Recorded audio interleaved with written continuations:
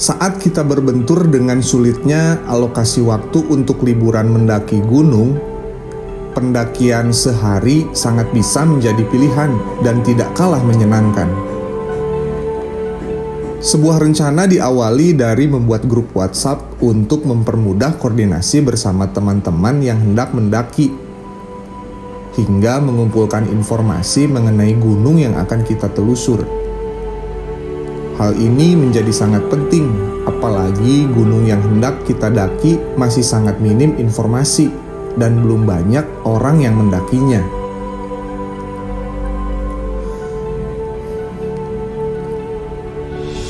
Gunung Cakrabuana namanya, juga sering disebut Gunung Cakra. Ada yang menyebutkan nama itu pemberian dari Mbah Kuwu Sangkan Cirebon atau Raden Mas Walasungsang, seorang putra dari Prabu Siliwangi dan Nyimas Subanglarang. Nama Cakrabuana ada yang mengartikan terdiri dari dua suku kata, yaitu cakra yang artinya menjaga dan buana yang artinya tanah. Gunung ini terletak di antara 4 kabupaten, Majalengka, Tasikmalaya, Garut, dan Sumedang. Dilihat dari peta rupa bumi digital Indonesia, Gunung Cakrabuana memiliki 3 puncakan dengan ketinggian di atas 1.700 meter di atas permukaan laut. Ketiga puncakan tersebut berjejer dari barat ke timur. Puncak yang tertinggi berada di tengah dengan ketinggian 1.732 mdpl. Puncak kedua berada paling timur dari puncak tertinggi dengan ketinggian 1.726 mdpl. Dan puncak ketiga atau paling rendah berada di sebelah barat dengan ketinggian 1.719 mdpl. Terdapat banyak jalur pendakian di Gunung Cakrabuana ini, mulai akses dari Kabupaten Sumedang, Majalengka, hingga Garut, namun belum banyak diketahui dan diinformasikan melalui platform digital seperti internet. Pendakian sehari menelusuri Gunung Cakrabuana kali ini, kami menggunakan jalur Blok Cakrawati, Desa Lemah Putih, Kecamatan Lemah Sugih, Majalengka, atau disebut jalur Cakrawati. Namun, di Majalengka terdapat juga jalur lainnya. Setidaknya terdapat 2 jalur dari desa tetangganya, yaitu Desa Borogojo, Kecamatan Lemah Sugih, Majalengka. Kami berangkat menggunakan kendaraan pribadi dari kota Sumedang menuju ke Cakrawati, Desa Lemah Putih, Majalengka dengan waktu tempuh selama 2 jam pada malam hari. Di Desa Lemah Putih, Blok Cakrawati, kami hendak menuju rumah baca Cakra, yaitu rumah teman kami sebagai warga lokal di sana. Dan rumah tersebut menjadi tempat untuk singgah sebelum keesokan harinya kami melakukan pendakian. Namun lucunya, kami sempat kesasar hingga ke ujung jalan menuju hutan. Karena sinyal di sana kurang bagus, sehingga GPS kami sempat terganggu. Balik, bapak mah tadi kieu. Tah, urang teh lain beuki maju ka dieu beuki mundur ka dieu ka leuweung. Tah, leuweung. Dijurnalkeun wae. Urang parkir. Pagi hari sebelum kami melanjutkan perjalanan, kami sempat menikmati mentari pagi di dekat rumah baca Cakra sambil menyantap kuliner lokal di warung tradisional seperti serabi dan bakwan. Aduh, asup di YouTube ya.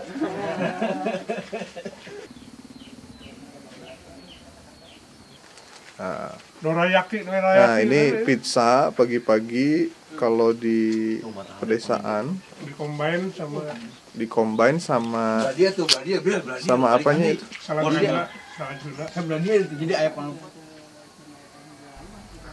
Setelah semuanya siap, Kami pun melanjutkan perjalanan dari rumah Baca Cakra di kaki Gunung Cakrabuana. Dari sini masih dilanjutkan dengan kendaraan sekitar 3 km menuju tempat parkir di sebuah masjid terakhir di ujung pemukiman warga.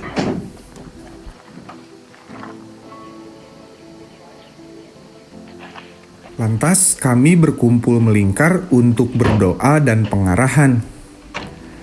Pendakian sehari ini kami ditemani oleh Kang Aziz selaku warga lokal dan rekan-rekan dari Cakrabuana ID, yaitu komunitas pendaki dari wilayah Gunung Cakrabuana. Pendakian pun dimulai.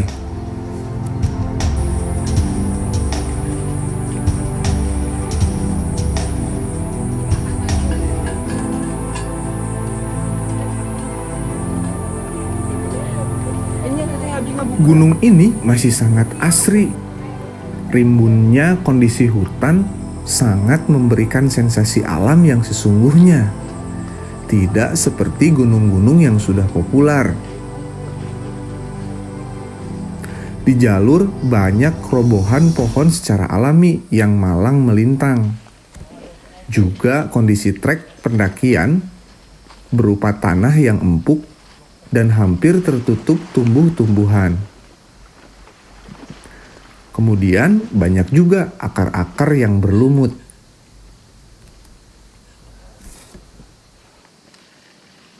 Bahaya untung dipotonan tuh ditunya.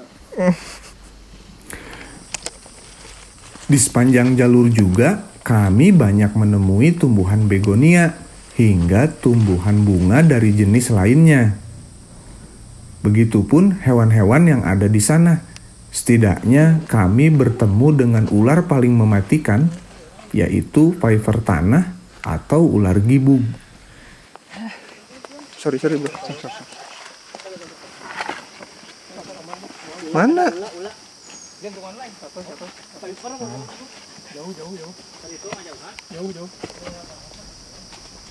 Selain ular, kami juga bertemu dengan hewan dari kelompok bunglon yang cantik.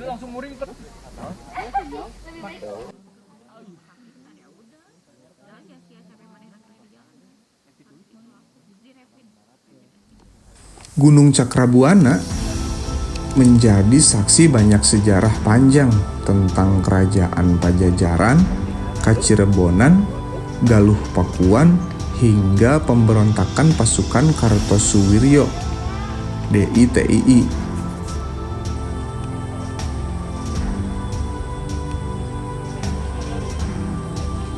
Terdapat banyak petilasan, antara lain petilasan Syekh Datul Iman, Eyang Prabu Wisesa, hingga makam-makam para pemberontak pada masa itu, dan masih banyak lagi.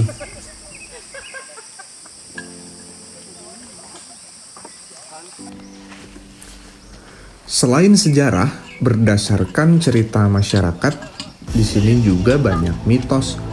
Konon katanya, ketika berada di kawasan belantara Gunung Cakra, jangan pernah menanyakan jalan karena bisa menjadikan kita tersesat.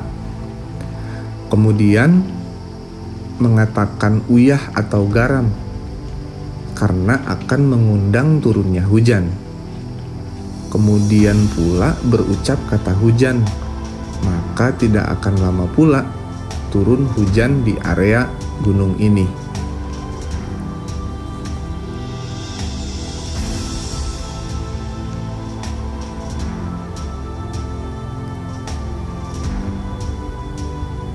Karena hutan di gunung ini masih sangat rimbun, gunung ini juga dikenal dengan hewan pacet, yang katanya pasti banyak serangan dari hewan mungil tersebut kepada para pendaki yang mendaki ke gunung ini. Dan benar saja, di antara kami pun banyak yang menjadi korban hewan tersebut. Trial. Mana? Kita langsung bijak uratnya gitu mah. Kita mau Nah, jadi fokus ke urat gitu. Mana, Mang? Kalau ketemu ya, video oke. Bro, Aap kena pacet apa tidak? Aap mah enggak, lagi main nyamperin pacet, bukan pacet yang nyamperin Aap. Korong gitu Aap. Ditempelkan deui dong anjir. Parah anjir. Teman saya Abang sudah sangat siap dengan serangan pacet. Ia sebelumnya sudah sibuk menyiapkan obat-obatan alternatif yang bisa membuat pacet-pacet yang sedang menghisap darah di tubuh manusia melepaskan dengan sendirinya. Eta geus aya ieu eta. Persiapan. Geus aya geringan dinas. Itu pakai apa Bang? Pakai alkohol. Pakai alkohol? Padahal mau dipicen mah sebenarnya. Geus aya nu benang hiji teh asa gara-gara yaman. Donor. Kontainer. Udah? Cerat. Oh? Bismillah. Terbukti. Oh,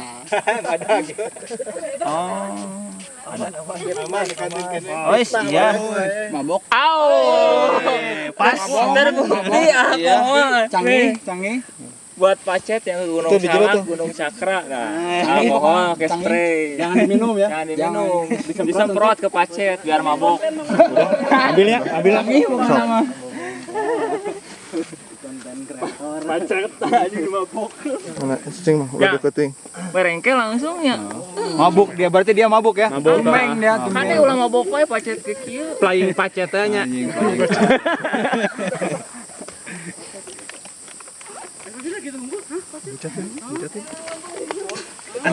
Diperban aduh. Kato yang kawan. Kenapa nggak boleh langsung dibuka Bang? Apanya? Itu si pacetnya. Karena sesuatu yang Wah anjir. menempel itu dipaksa menimbulkan luka. Oh, menimbulkan luka. Jadi nantinya susah move on. Sama pantai. Kayak yang di belakang tuh nempel-nempel terus tuh lihat. Sekelilingnya cewek-cewek. Ini sendiri cowok. Ini lihat Mang tuh sendiri.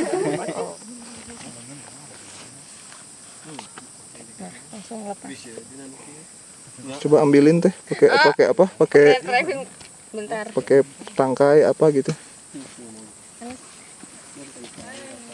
Sama ini satu lagi ya sebelah kanan. Sip. Mana barusan pacetnya? Entar.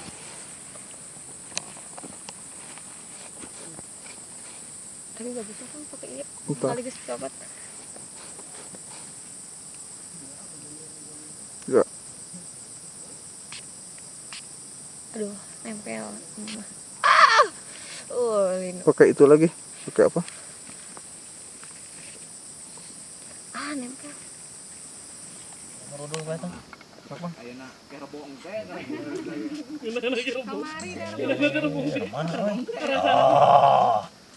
Kan ampun sekali ternyata. Anjir, pindah euy. Berikan.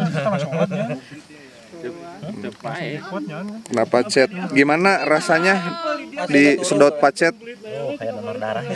Kayak donor darah? Biasanya teh suka banyak yang geli yang ngejeletit dikit. Gitu. Rambo jangan lupa. Pakai sound joget keju teh di dia lahirannya gitu anda. Menikmati pendakian, menghirup udara segar, ditambah gelak tawa dari candaan-candaan selama pendakian. Semar. Jadi kumaha perkembanganna bolos adventure? Bolos adventure. Sering-sering. Sering-sering bolos jangan ke gunung. Nemu enggak kantong semar teh? Kantong Doraemon. Nemunya perut semar itu lihat. Iya perut semar. Tuh bawahnya hitam, atasnya merah. Di semar. Ini perut semar ini. Iya. Pasangan aing urangnya. Halo.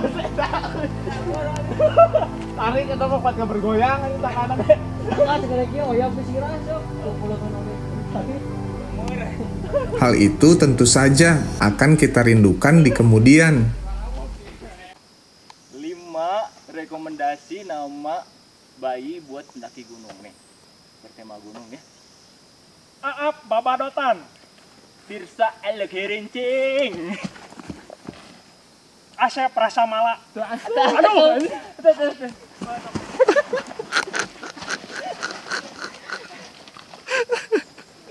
Ipul pulus. Satu lagi nih, Ya, ditopel awe, Pak. Oh, ya, Askalam Toro. Muka habis diputusin sama pacar. Nah, begini. Selalu ada cerita di setiap kilometernya. Kalau kata quotes-nya Permata Sayur. Dikutip dari belakang bak truk. Haha. Hah? Tadi itu. Ke Tarangasaan tadi itu orang. Ke Bali pan orang lain ke gunung itu. Tadi itu. Ya sarinya nih pernah kita sabaradu saya pop mi hungkul tuh nabos ini tadi itu ini tadi itu mah jauh. Langsung gue kamera. Sade. Suku sade suku bararu. Suku sade suku bararu. Komen kondisikan suku mang gitu. Pengen dipoto yang pakai kain aja era ieu memuncangana eueuh ini gede ting. Waktunya ya akan dipermudah, makanya ada tulisan terakhirnya tidak akan sia-sia apa yang kita lakukan karena sudah dekat dengan Allah. Oke. Ya. Kaget kita. Jadi baca buku Umar bin Khattab ya. Sambil mendaki ke mana ini? Puncak apa ini? Cakrabuana. Oh, puncak Cakrabuana. Ya, daripada apa boring. Oh, boring ya. Siap. Udah pertama kali ke sini? Pertama kali di sini diajak sama Teh Nopi.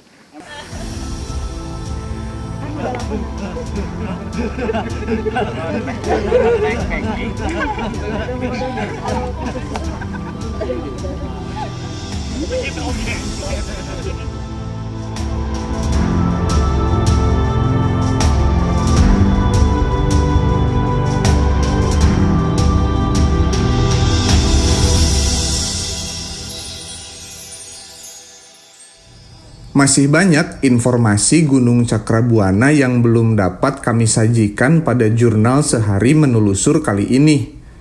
Tampaknya kami harus kembali ke gunung ini melalui jalur yang berbeda. Perjalanan jurnal Sehari Menelusuri Gunung Cakrabuana kali ini, saya jadi teringat soal mitos dari bukunya Reza Watimena. Mengapa mitos ada? Mitos lahir dari rasa terpesona.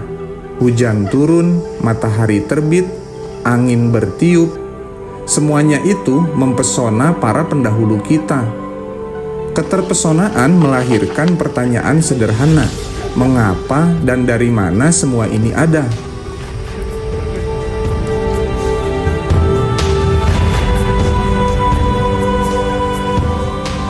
Dari sebuah pertanyaan lahirlah pemikiran dan perdebatan yang bermuara pada penjelasan.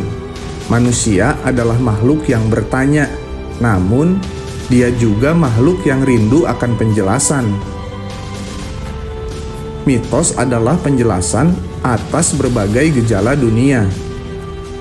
Mitos itu mulia. Ia membantu kita menentukan sikap di hadapan semesta yang tak berhingga. Ia menjelaskan dari mana dan hendak kemana eksistensi kita, manusia, untuk menuju. Ia menjelaskan kita tentang asal-muasal peristiwa dan fenomena dunia yang menggetarkan jiwa. Ia memandu kehidupan kita.